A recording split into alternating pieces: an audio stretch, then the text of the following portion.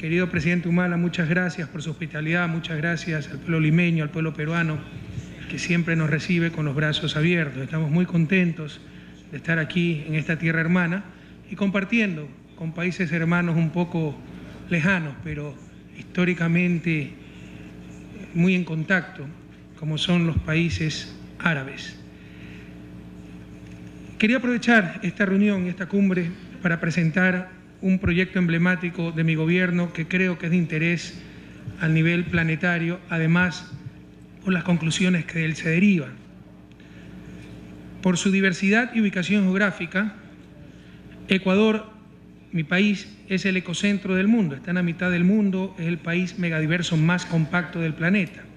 Y queremos presentar en esta cumbre una propuesta única en el mundo, la iniciativa Yasuní ITT, la cual busca dejar bajo tierra un 20% de las reservas ecuatorianas de petróleo en una de las áreas más diversas del planeta, el Parque Yasuní. ITT son los nombres de los campos petroleros que hay en ese parque: Ispingo, Tambococha, Tiputini. Dejamos en el suelo ese 20% de reservas comprobadas a cambio de una contribución de la comunidad internacional. Pese a nuestro derecho a explotar ese petróleo, dejándolo bajo tierra se estaría evitando enviar a la atmósfera más de 400 millones de toneladas de CO2. Los recursos que se obtengan de la iniciativa se depositarán y depositan actualmente en un fideicomiso administrado por el Programa de las Naciones Unidas para el Desarrollo y sirven para proyectos de mitigación y adaptación al cambio climático. También es importante recalcar que el principal contribuyente es el propio Ecuador, porque para el país lo más conveniente en términos netamente financieros es explotar ese petróleo, que con los precios actuales tiene un valor presente neto de aproximadamente 14 billones de dólares. Y vaya si nos hacen falta esos billones para el desarrollo del país. Además, insisto, estamos hablando de la región más megadiversa del planeta. Como manifestó nuestro querido amigo Miguel de Escoto, en ese momento presidente de la Asamblea General de las Naciones Unidas, la iniciativa Yasuní ITT es la propuesta más concreta de la historia para bajar de la retórica a los hechos en cuanto a la lucha contra el cambio climático. La compensación por no explotar petróleo en el Yasuní se basa también en un concepto nuevo presentado por Ecuador en Cancún, México. Es el concepto de emisiones netas evitadas. Emisiones netas evitadas son las emisiones que, existiendo dentro de la economía de un país, son reducidas, o las emisiones que, pudiendo ser realizadas en la economía de un país, no son emitidas. El concepto permite conciliar las compensaciones iniciales de Kioto, así como del mecanismo RED, Reducing Emissions from Deforestation and Forest Degradation in Developing Countries. Es un concepto globalizador que recoge todo lo que se tiene que compensar, el concepto de emisiones netas evitadas. En base a este concepto, los diferentes países productores de combustibles de origen fósil altamente contaminante tendrían libertad para elegir entre extraer dichos recursos o dejarlos en el subsuelo y así ser compensados por las emisiones que se evitarían. Como en el caso de la iniciativa Yasuní ITT, los fines de estos fondos deben ser acotados, limitados a acciones de mitigación, acciones de adaptación, etc. Además que siempre la compensación va a ser menor que el rendimiento financiero de la explotación de las respectivas reservas. En resumen, emisiones netas evitadas es el concepto global que permite definir qué es lo que se debe compensar y tiene perfectas bases de derecho, ambientales y de lógica económica. Pero pese a lo interesante de la iniciativa Yasuní ITT, los resultados hasta el momento han sido bastante magros. Y no nos engañamos, la compensación por la generación de bienes ambientales implica un problema político de redistribución del ingreso global. Esta mañana conversaba con Pepe Mujica y coincidía en estos planteamientos sin haber conversado previamente al respecto. diciendo que la crisis no es ecológica, la crisis es política. Detrás de los efectos ecológicos hay un problema político. Y el problema político es aquel que estamos hablando de bienes públicos, los bienes ambientales, de libre acceso, y los países que consumen esos bienes ambientales no tienen por qué compensar por ese consumo. Si yo quiero comprarle un tractor a Estados Unidos o Europa, tengo que pagarles, compensarles por el tractor. Pero por todo el medio ambiente que genera la selva amazónica, pulmón del planeta, sin el cual la vida humana en la Tierra no solo sufriría un grave deterioro, sino la extinción total, los países de la cuenca amazónica no recibimos absolutamente nada a cambio. Imagínense ustedes, para graficar de mejor manera lo injusto de esta situación y que es un problema básicamente político, imagínense ustedes por un instante si la situación fuera la inversa y los generadores, productores de bienes ambientales fueran los países hegemónicos y nuestros países fueran los contaminadores, es decir, los consumidores de esos bienes ambientales. ¿Quién puede dudar que hace rato nos hubieran obligado, incluso por la fuerza, invasiones, etcétera, a pagarles, entre comillas, una justa compensación? Lamentablemente, como decía Trasímaco a Sócrates hace más de 3000 años, la justicia es tan solo la conveniencia del más fuerte. Pero aquí en ASPA, América del Sur, países árabes, tenemos un instrumento clave. Tenemos un instrumento clave que puede hacer cambiar esa relación de poder a nivel mundial y establecer un mundo menos injusto. Aquí tenemos, en esta reunión, queridas amigas y amigos, 9 de los 12 miembros de la OPEP, Organización de Países Exportadores de Petróleo. Los orígenes y logros de la OPEP nos enseñan mucho, ya que por primera vez en historia, con la fuerza de la Unión de Países Productores, se lograba someter al omnímodo poder de las compañías transnacionales.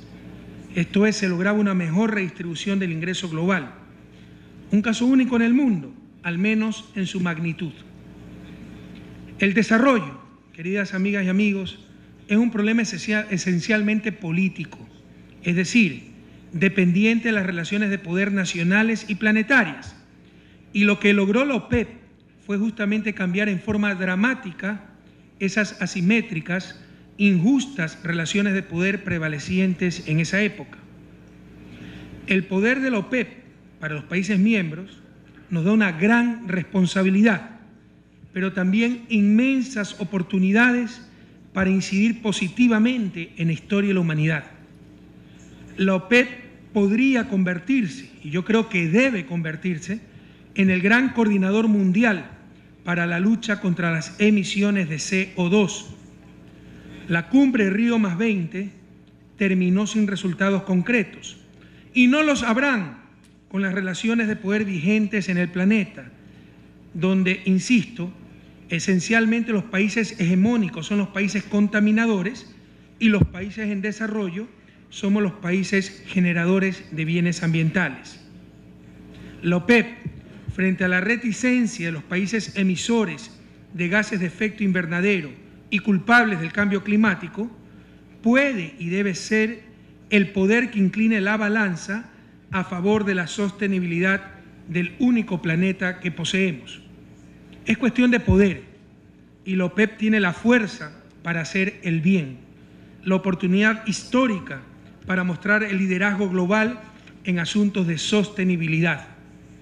Un primer mecanismo que puede aplicar la OPEP y que propusimos en Riad, en la conferencia de la OPEP hace 5 años, pero en el cual no se ha avanzado en absoluto, es la aplicación del llamado impuesto Delhi. Aplicando un impuesto a las emisiones de dióxido de carbono en la fuente de esas emisiones, es decir, las exportaciones de petróleo, la OPEP lograría de forma más eficiente y justa lo que Kioto no ha logrado, que los generadores de emisiones de CO2 paguen por la contaminación que generen. Por supuesto, esta es solo la primera parte del mecanismo. Con los ingresos obtenidos se podría crear un Fondo Mundial de Compensación, Mitigación y Adaptación, que en primer lugar compense por los efectos del impuesto a los países pobres importadores de petróleo. básicamente a través de financiamiento de programas de reducción de la pobreza. En segundo lugar, que financie la reducción de los gases de efecto invernadero por medio de investigación y desarrollo tecnológico, diversificación de la matriz energética, etc. Y en tercer lugar, ayude a los países pobres a enfrentar los efectos del cambio climático en aspectos tales como control de inundaciones, gestión de riesgos, etc. Insisto, con el poder de la OPEP, y aquí estamos 9 de los 12 miembros de esta organización, se puede hacer muchísimo más que Kioto, RED y las Naciones Unidas juntos para la sostenibilidad del planeta. Con la producción de la OPEP y los precios actuales del crudo, un impuesto de apenas el 5% sobre el valor de las exportaciones petroleras generaría más de 40.000 millones de dólares anuales. La OPEP sentaría un precedente único al dar respuestas efectivas a los desafíos más importantes y urgentes del siglo XXI: la pobreza, el cambio climático y el desarrollo sostenible. Estoy convencido que de estos tres aspectos se va a hablar muchísimo en esta cumbre. El fondo generado por el impuesto Delhi podría financiar también iniciativas como el Yasuní ITT y revolucionar los intercambios internacionales al permitir convertir muchos países, sobre todo los que están en vías de desarrollo, de economías extractivistas a exportadores de servicios ambientales. Ecuador es un contaminador marginal a nivel mundial, con menos del 1% de las emisiones planetarias. No somos los culpables del calentamiento global, del cambio climático, pero luchar contra este fenómeno es responsabilidad de todos. Finalmente, quiero extenderles un abrazo desde ese país del centro del mundo, Ecuador, a todos nuestros hermanos árabes que nos visitan, a todos nuestros hermanos de la patria grande, de Sudamérica, y ratificar nuestra solidaridad con el pueblo palestino y nuestro apoyo a su justísima causa, la creación de un Estado palestino soberano en su propio territorio milenario. Nuevamente agradezco a usted, señor presidente Humala, y a todo el Perú por la organización de este evento y por la maravillosa acogida que nos han brindado. Y un abrazo latinoamericano a nuestros visitantes, a nuestros hermanos de los países árabes. Muchas gracias. Muchas gracias, presidente Correa. Y simplemente señalar que el problema del calentamiento global es un problema que nos compete a todos y que tal vez la solución son estos nuevos mensajes frescos que presenta el presidente Correa, de verlo no desde una perspectiva local, sino de una responsabilidad global, luchar contra el calentamiento global.